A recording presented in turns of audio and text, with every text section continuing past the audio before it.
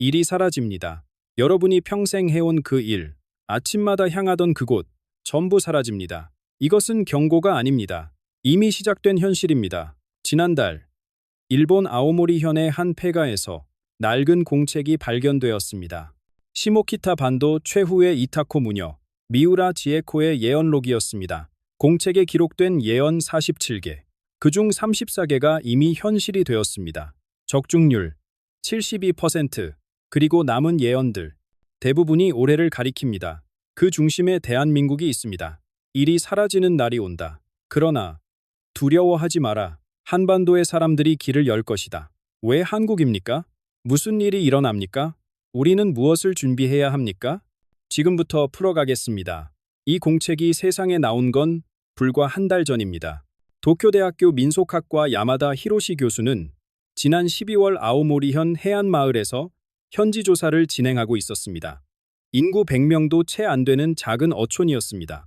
젊은이들은 오래전 떠났고 빈집만 하나둘 늘어가는 곳이었습니다. 조사 마지막 날 그는 해안가 언덕 위 폐가 한 채에 들어섰습니다. 수십 년간 사람 손이 닿지 않은 어부의 집이었습니다. 먼지 쌓인 선반 위에 낡은 공책 한 권이 놓여 있었습니다. 표지에는 손글씨로 단 2글자가 적혀 있었습니다. 전원. 공책을 펼친 순간 야마다 교수는 한동안 움직이지 못했습니다. 공책의 주인은 사토 게이코라는 여성이었습니다. 시모키타 반도에서 마지막 이타코 무녀로 알려진 미우라 지에코를 평생 곁에서 모신 제자였습니다. 기록은 재작년 봄부터 작년 가을까지 이어졌습니다. 스승이 입으로 전한 말들을 한 글자도 빠뜨리지 않고 받아 적은 예언록이었습니다. 야마다 교수가 처음 이 공책을 발견했을 때는 반신반의했습니다. 외진 시골 노인의 중얼거림일 수도 있다고 생각했습니다. 그러나 기록된 내용을 하나씩 대조하면서 그의 생각은 완전히 뒤집혔습니다. 공책에 적힌 예언 47개 가운데 34개가 이미 현실이 되어 있었습니다. 그런데 한 가지 풀리지 않는 의문이 있습니다. 이 기록은 왜 지금에서야 세상에 알려진 걸까요? 재작년과 작년에 쓰인 글이 왜 이제야 사람들 입에 오르내리는 걸까요? 답은 단순합니다. 이제야 사람들이 피부로 느끼기 시작했기 때문입니다. 작년까지만 해도 먼 이야기처럼 들리던 것들이 있었습니다. 기계가 사람의 일을 대신한다는 뉴스, 일자리가 통째로 사라진다는 경고, 그때는 화면 속 남의 나라 이야기였습니다. 하지만 올해 들어 분위기가 달라졌습니다. 내 주변에서, 내 눈앞에서 변화가 하나둘 보이기 시작했습니다. 그제야 사람들은 먼지 덮인 이 공책을 다시 들여다보기 시작한 겁니다. 공책 15번째 페이지에는 미우라 지에코가 재작년 봄에 남긴 핵심 문장이 담겨 있습니다. 일이 사라지는 날이 온다. 일하지 않아도 되는 세상. 처음 들으면 반가운 소식 같습니다. 그러나 지에코는 이것을 축복이라 부르지 않았습니다. 저주라고도 하지 않았습니다. 그녀는 이렇게 덧붙였습니다. 이것은 시험이다. 인간이 스스로에게 묻는 시험. 일이 없어지면 무엇이 남을까요? 사라지는 건 월급이 아닙니다. 의미가 사라지는 겁니다. 직함이 아니라 존재의 이유가 흔들리는 겁니다. 대체 이런 예언을 남긴 사람은 누구일까요? 어둠 속에서 미래를 보았다는 여인, 시모키타 반도의 거친 바다를 바라보며 아직 오지 않은 시간을 읽었다는 무녀, 미우라, 지에코. 그녀의 삶을 따라가 보면 이 예언이 어디서 왔는지 조금씩 윤곽이 드러납니다. 일본 북쪽 끝 아오모리현에는 오래전부터 특별한 여인들이 있었습니다. 이타코라 불리는 무녀들입니다. 이들 대부분은 앞을 보지 못하는 채로 태어났습니다. 세상에 빛을 잃은 대신 다른 세계의 문이 열린다고 전해집니다. 어린 시절부터 혹독한 수련을 거쳐 산자와 죽은 자 사이를 잇는 역할을 맡았습니다. 마을 사람들은 가족을 잃으면 이타코를 찾아갔습니다. 그녀들의 입을 통해 떠난 이의 목소리를 들을 수 있다고 믿었기 때문입니다. 미우라 지에코는 그 이타코 가문의 7번째 후손이었습니다. 그녀 역시 태어날 때부터 눈이 보이지 않았습니다. 할머니와 어머니 모두 이타코였고 지에코는 어릴 적부터 그 길을 따르도록 정해져 있었습니다. 13살이 되던 해 그녀는 오쇼라사마라 불리는 입문의식을 치렀습니다. 캄캄한 방 안에 홀로 들어가 일주일을 보내야 했습니다. 물 한 모금, 음식 한 점 없이 어둠 속에서 버텨야 했습니다. 의식이 끝날 무렵 지에코는 이상한 경험을 했다고 합니다. 보이지 않던 눈 안쪽에서 무언가가 서서히 열리는 느낌이었습니다. 사람들은 이것을 세 번째 눈이 뜨인다고 불렀습니다. 그 뒤로 지에코에게는 독특한 능력이 생겼습니다. 시모키타 반도의 바다를 향해 명상에 들면 물결 위로 그림자 같은 것들이 비쳤습니다. 이미 지나간 일들이 아니라 아직 오지 않은 일들이었습니다. 지에코는 이 상태를 도코 요노쿤이라 불렀습니다. 시간이 거꾸로 흐르는 영원의 나라라는 뜻입니다. 우리 시간으로는 미래인 것이 그 세계에서는 이미 일어난 과거였습니다. 그녀는 바다에 비친 그림자를 읽듯 앞으로 일어날 일들을 보았다고 합니다. 주변 사람들은 처음에 믿지 않았습니다. 하지만 그녀가 말한 것들이 하나씩 현실이 되면서 마을 사람들의 태도가 달라지기 시작했습니다. 지에코는 평생 시모키타 반도를 떠나지 않았습니다. 바다가 보이는 작은 집에서 찾아오는 이들의 이야기를 들어주었습니다. 그녀 곁에는 늘 한 사람이 있었습니다. 사토 게이코. 20살의 지에코를 처음 만나 30년 넘게 스승의 말을 받아 적은 제자였습니다. 재작년 봄 어느 날, 지에코는 게이코를 불러 앉혔습니다. 평소와 다른 무거운 얼굴이었습니다. 그리고 입을 열었습니다. 세 개의 물결이 온다. 이것을 기록해 두어라. 그날이 재작년 3월이었습니다. 세 개의 물결에 대한 첫 번째 기록이 시작된 날입니다. 그 물결이란 무엇일까요? 첫 번째 물결은 이미 우리 발밑까지 차올랐습니다. 지에코는 첫 번째 물결을 이렇게 묘사했습니다. 번개와 빛으로 움직이는 철의 존재들이 사람의 손을 대신할 것이다. 그녀는 이것을 본 그대로 말했을 뿐입니다. 전기가 무엇인지, 인공지능이 무엇인지 알지 못했습니다. 평생 바닷가 마을을 벗어난 적 없는 눈먼 무녀에게 그것은 그저 번개를 품은 철덩어리였습니다. 하지만 지금 우리는 그녀가 무엇을 보았는지 정확히 압니다. 공장마다 들어서는 로봇 팔, 사람 없이 돌아가는 물류 창고, 스스로 판단하고 움직이는 기계들. 올해 들어 그 속도가 눈에 띄게 빨라졌습니다. 일본에는 오래된 믿음이 하나 있습니다. 스쿠모감이라 불리는 것입니다. 물건이 오래되면 영혼이 깃든다는 생각입니다. 100년 된 빗자루에도 100년 된 거울에도 정령이 산다고 믿었습니다. 지에코는 이제 그 정령이 새로운 곳에 깃들기 시작했다고 말했습니다. 스스로 생각하는 기계, 스스로 배우는 기계, 사람처럼 대화하고 사람처럼 판단하는 기계. 그녀는 이것을 두려워하지 않았습니다. 다만 담담하게 말했습니다. 철의 존재들은 적이 아니다. 다만 인간에게 질문을 던지러 온 것이다. 처음에 사람들은 기뻐했습니다. 힘들고 위험한 일을 더 이상 하지 않아도 되었기 때문입니다. 새벽같이 일어나 공장으로 향하던 발걸음이 멈췄습니다. 무거운 짐을 나르던 허리가 쉴 수 있게 되었습니다. 게다가 정부는 일하지 않아도 기본적인 돈을 준다고 했습니다. 노력 없이 통장에 돈이 들어왔습니다. 사람들은 웃었습니다. 드디어 쉴 수 있게 되었다고. 평생 꿈꾸던 여유가 찾아왔다고. 첫 해에는 모두가 이것을 축복이라 여겼습니다. 하지만 지에코는 경고했습니다. 기쁨은 오래가지 않는다. 둘째, 해가 되면 질문이 찾아온다. 불교에서는 이 세상 모든 것이 변하고 사라진다고 가르칩니다. 영원한 것은 없습니다. 일도 마찬가지입니다. 문제는 일이 사라진 자리에 무엇이 남느냐는 것입니다. 첫 해의 기쁨이 가시고 나면 사람들은 묻기 시작합니다. 아침에 눈을 떠서 무엇을 해야 하지? 나는 왜 여기 있지? 누구도 나를 필요로 하지 않는데 내가 살아야 할 이유가 있나? 이 질문 앞에서 많은 이들이 흔들리기 시작합니다. 돈은 있는데 의미가 없습니다. 시간은 넘치는데 방향이 없습니다. 지에코는 이것이 시작일 뿐이라고 했습니다. 첫 번째 물결은 사람의 손을 멈추게 합니다.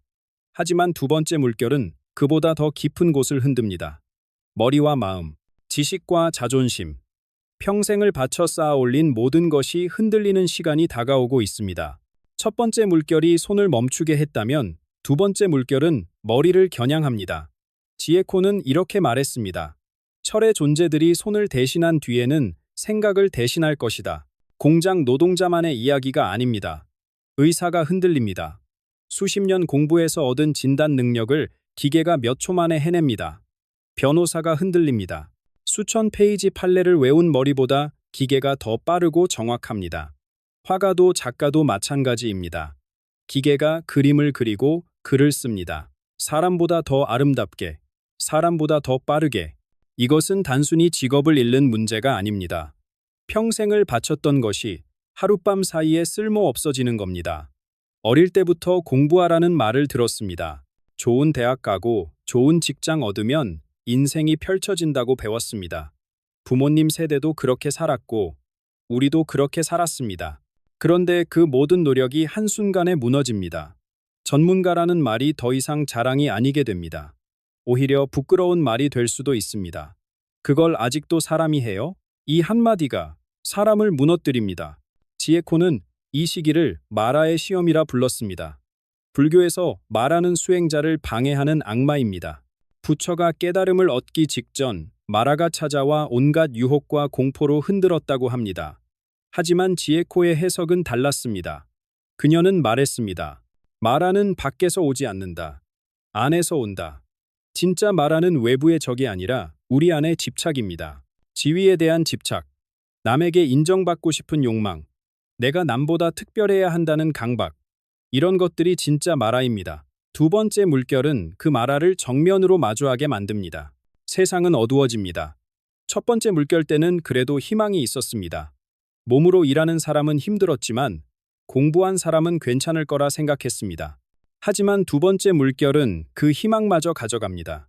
어디서부터 무엇을 다시 시작해야 할지 아무도 모릅니다. 절망이 세계를 덮습니다. 바로 그 순간 지에코는 바다 건너를 가리켰습니다. 동쪽도 서쪽도 아닌 한 방향, 작은 반도가 보였습니다. 그녀는 말했습니다. 저곳에서 빛이 올 것이다. 한반도의 사람들이 길을 열 것이다. 왜 하필 한국일까요? 그 답이 다음 이야기에 있습니다. 지에코는 한국에 대해 이렇게 말했습니다.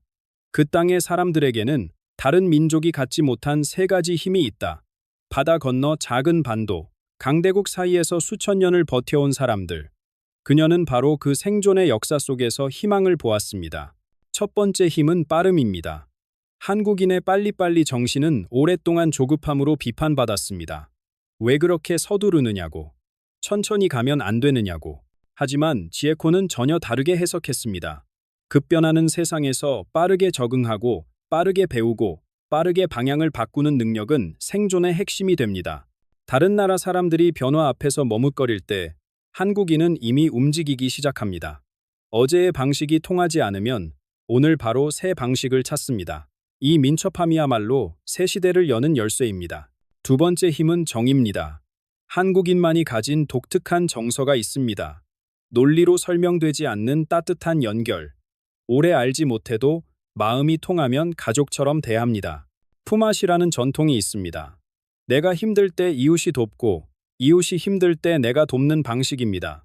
개라는 문화도 있습니다. 돈을 모아 어려운 사람부터 쓰게 하는 나눔의 지혜입니다.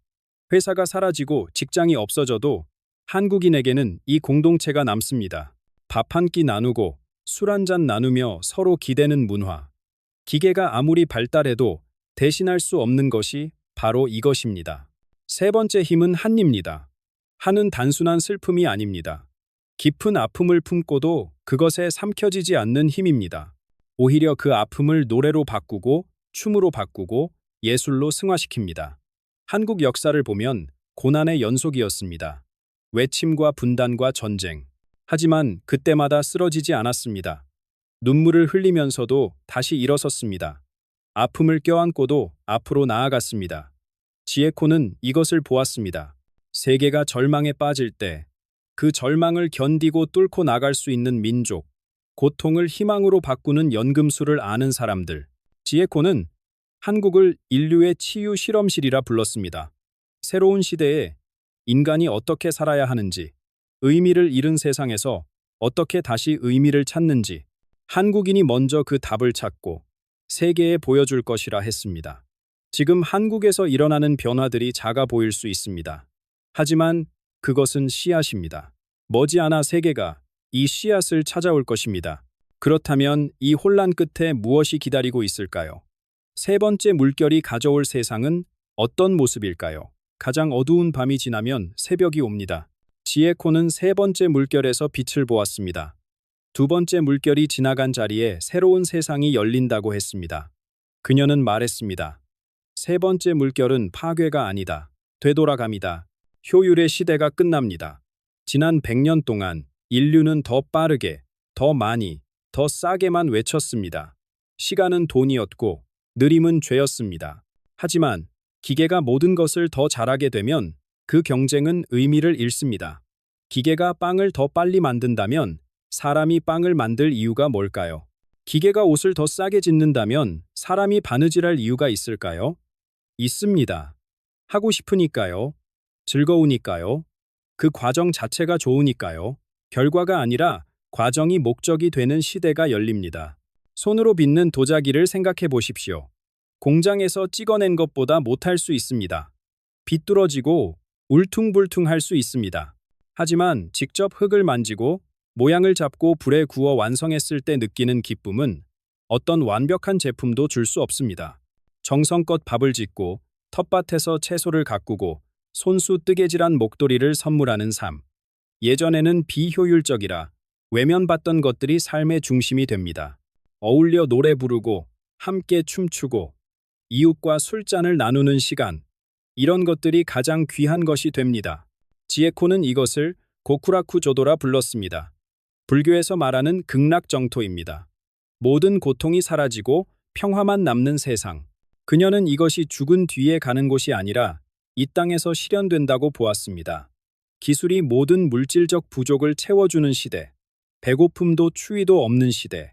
하지만 그것을 누리는 것은 온전히 마음에 달려 있습니다. 모든 것이 있어도 마음이 가난하면 지옥입니다. 아무것도 없어도 마음이 풍요로우면 극락입니다. 세 번째 물결은 바깥 세상의 변화가 아닙니다. 안쪽 마음의 전환입니다. 아름다운 이야기입니다. 하지만 당장의 문제가 남습니다. 세 번째 물결이 오기까지 몇 년이 걸립니다.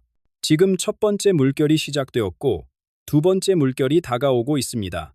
그 사이를 어떻게 버틸 수 있을까요? 흔들리는 마음을 어떻게 잡을 수 있을까요? 지에코는 이것을 알고 있었습니다. 그래서 공책 마지막 부분에 4가지 수행법을 남겼습니다. 지금 당장 시작할 수 있는 준비입니다. 지에코는 공책 마지막 장에 이렇게 적었습니다. 물결을 막을 수는 없다. 하지만 물결 위에서 넘어지지 않을 수는 있다. 그녀가 남긴 4가지 수행법은 거창한 것이 아닙니다. 오늘 당장 시작할 수 있는 작은 연습들입니다. 첫째는 침묵 명상입니다. 하루에 10분만 아무것도 하지 마십시오. 그저 앉아서 숨을 쉬십시오. 무언가를 해야 한다는 강박에서 벗어나는 연습입니다. 처음에는 불안할 것입니다. 가만히 있는 게 오히려 괴로울 수 있습니다. 하지만 그 불편함을 견디다 보면 비로소 알게 됩니다.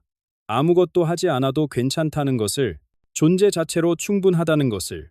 일이 사라지는 시대에 이것을 아는 사람과 모르는 사람의 차이는 하늘과 땅입니다. 둘째는 쓸모없는 일을 하는 것입니다. 돈이 되지 않는 일, 생산적이지도 않은 일, 그냥 좋아서 하는 것을 찾으십시오.